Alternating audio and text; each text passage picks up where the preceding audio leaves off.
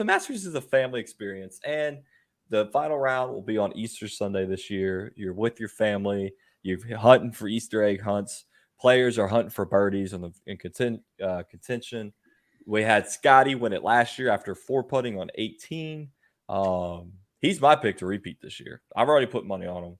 I think with the way Scotty Scheffler has been playing, he's plus 650 to win again. I think Scotty is my pick to win it. Second is Rory at plus 750. Those are your two top. And then John Rahm, I think, was plus 800, if I remember correctly. Rahm's game lately has been a little shaky. We haven't seen a lot of them, since he withdrew from the Players' Championship. That was the last time we saw him. He had an illness. He did not play good at the Arnold Palmer.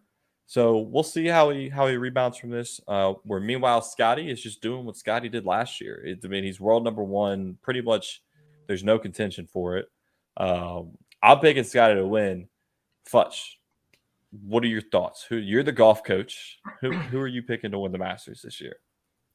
Well, I tell you, it's probably going to be a first-time winner this year. I think that it's setting up for somebody who's never won to win it Okay. this year.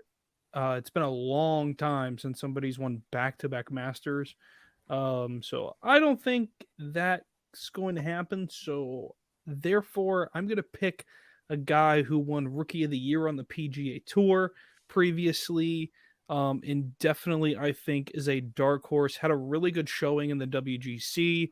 Was fantastic. Played well. And I'm going to go with Cameron Young. I think Cameron Young is an absolute dart when he's on and can be a really big problem. Shows up in majors big time. So I think this is definitely a thing where he can get dialed in and go after it.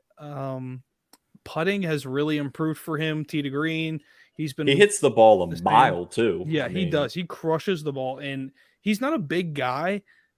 He's very much one of those average guys that goes. He's one of us.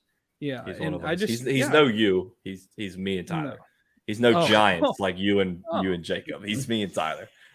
Are you calling yourself small? We're short kings, bro. We're not even 6 foot. Okay, all right. Well, I think almost. I think he has a really good chance. I just think that's a sneaky good pick. Do you know his odds to win?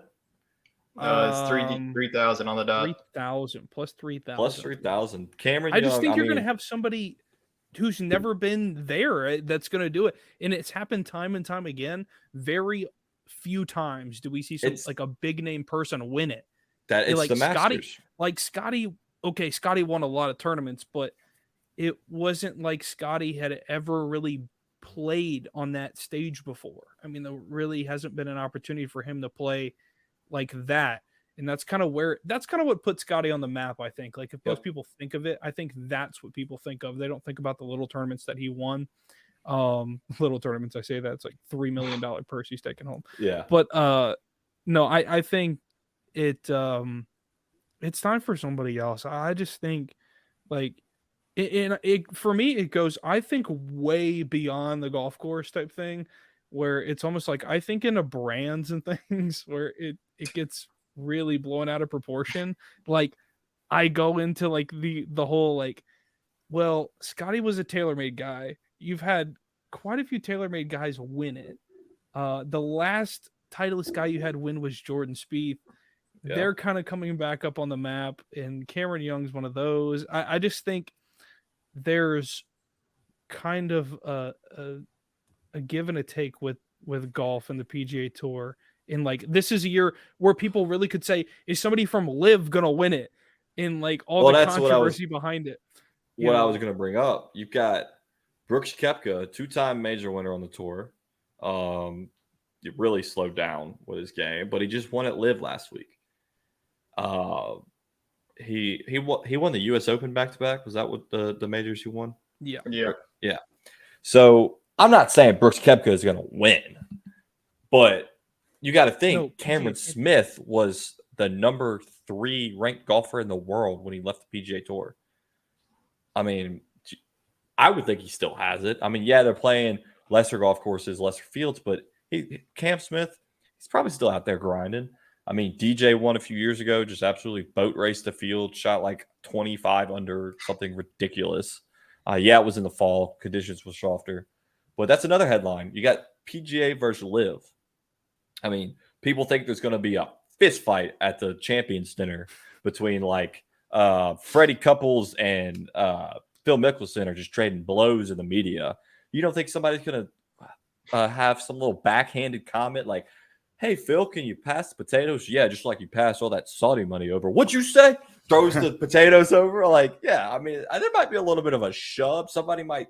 Freddie Couples has got that type of personality. He's got he might say something. I mean, him and Sergio were going back at it. And he might say something, a little antagonist, or what's the word? What word am I looking for? Antagonist. Yes, thank you. They might take it the wrong way. And then I'll be like, what'd you say? And then you got Gary Player finally wanting to take out Jack Nicklaus, might stab him with a butter knife. I mean, those two hate each other. Who knows? He might see that as his chance to end the feud. So I'm curious to see if anything happens Wednesday night. Probably won't, but everybody, you like to talk it up. I tell you what, I think this is where the difference is, and this is why somebody from Live won't win. Think about it. The PGA Tour they're practicing in Gulfport, Mississippi. Think about it. The PGA Tour consistently plays 72-hole rounds of golf for tournaments. Live is not playing 72 holes of golf. They're playing 54 holes. They're playing 3 days. So I get these athletes are in the shape of their life and everything, but when was the last time that any guy from Live put pants on? When was the last time anybody from Live played 4 rounds of golf? And they're in the tip-top shape. But if you golf is a rhythm thing. If you get guys off of their rhythm and off of their cycle of what they do, then things can get a little crazy. So you could have some being contention in the second day, but they might fall off because let's face it, Augusta National is a long walk. We've seen what it does to Tiger when he was, kind of coming back from his injury. He could barely walk it. So I think, it's a tough test just physically for the guys from Live, I think, too. I think you could see a Live guy there on Saturday in contention. You could see a Brooks or a Cam Smith. But Brooks hasn't played well at the Masters ever. I know, but he's hot right now. But none of them will make the cut. There's a situation where it's big hitters. Statistically speaking, big hitters don't win the Masters. Short game guys and finesse guys win the Masters. Well, the greens are so you gotta paint flag sticks. Tyler out here with a bold take. He doesn't think any of them makes the cut. They can go back to their Fortnite events. They ain't winning nothing. Fortnite events. Okay, all right, Tyler, no cut. Oh man, Wade's out here thinking Dustin Johnson, maybe. I don't think he's gonna win it. I just think that he's gonna be the guy from Live that stands out. Could be in it. He's been there, done that, and I think that the experience is there. But I do like Jacob's point. I mean, that's probably the most pressure anybody feels during the quote unquote golf season, if you will. I know there's 2 leagues now. This is a Super Bowl of golf. But yeah, I mean, it's like not playing the fourth quarter of a football game.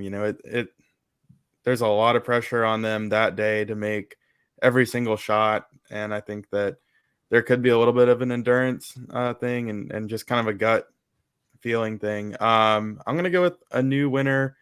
To your logic, I'm going to go with Tony Finau to win it. And then my dark horse, I don't know why again, but he's always my dark horse pick, Sungjae Im. Sungjae Im, baby. That's Wade's golfer right there. Why not? Wade loves some of him. Always in the top 15. So I think that he's going to be around and, he'll be relevant. I don't know if he'll win it, but we'll see. No, I like the Tony Finau pick a lot. Tony's irons have been out of this world.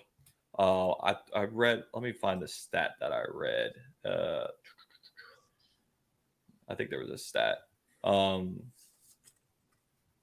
He's finished top 25 or better in his 10 consecutive starts since last fall.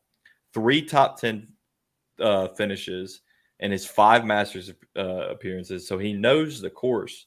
and he's definitely a sleeper pick, you could say. I mean, everybody kind of forgets about him. He's just silent. He does his thing. He's always got the Nike hat dressed like green for the Masters. He's got the fresh kicks. His family's awesome. I can see Tony Finau putting that green jacket on at the end of the day. Tyler, who's your pick? I just think All right, pick to win. I'm glad that this chemistry is already building between Jacob and I, because I also have Cameron on the Masters and putting on the green jacket. I know this doesn't happen often that Jacob and I agree on the show, but it's going to happen this week. How about As that? Cameron World Young is peace. finally going to break through, and my long shot is he's going to continue the LSU momentum. Sam Burns, he is 3,500. Coming off of a match play victory. I know it's 2 weeks ago he took off of the Valero Texas Open, but Sam Burns, watch out. Tigers are rolling. You know- He's going to roll too. You know